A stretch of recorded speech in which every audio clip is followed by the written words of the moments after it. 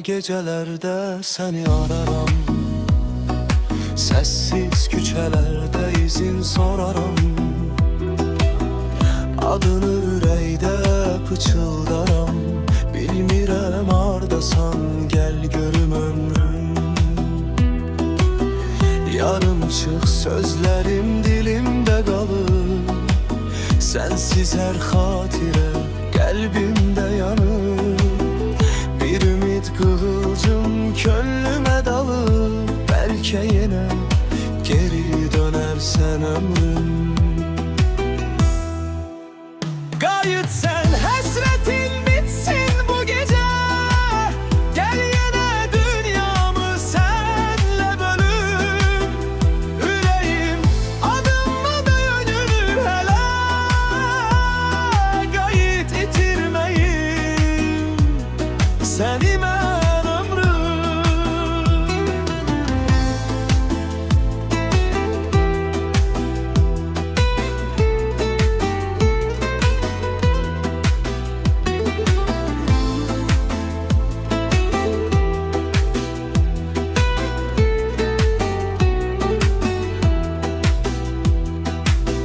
Yağışlı səhərlər səni xatırlar. Hər damla həsrəti qəlbim oyadar. Bu solğun dünyamı işıqlandırar. Sensiz nə mən varam, nə də bu ömrüm. Qayıt bitsin həsrət, dön yenə mənə.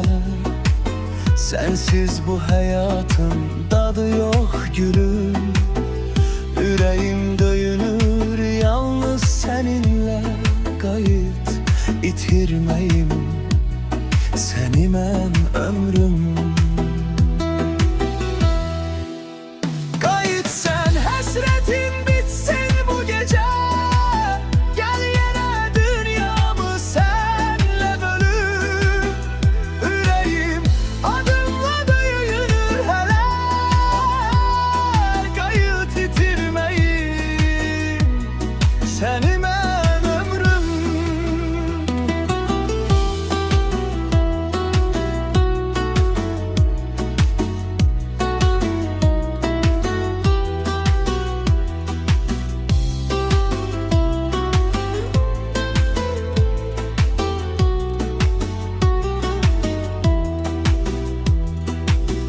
Geceler uzanır sensiz ne yaman.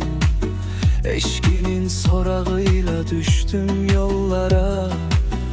Bu sevda kalbimi eyledi viran. Sensiz bu dünyada yanaram ömrüm. Adım pıçıldayır her esen külək. Xatirən qəlbimdə köz olur gülüm. Ayırdı yolları bu zalim felek. Geri dön tamamla sevgimi, ne olar ömrüm. Qayıt sen, həsrətin bitsin bu gece. Gel yine dünyamı senle bölüm. Ürəyim adınla döydür hele. Qayıt itirməyim səni mən ömrüm. Qayıt sen, həsrətin bitsin bu gece. Gel yine dünyamı senle bölüm. Ürəyim adınla döyünür hele.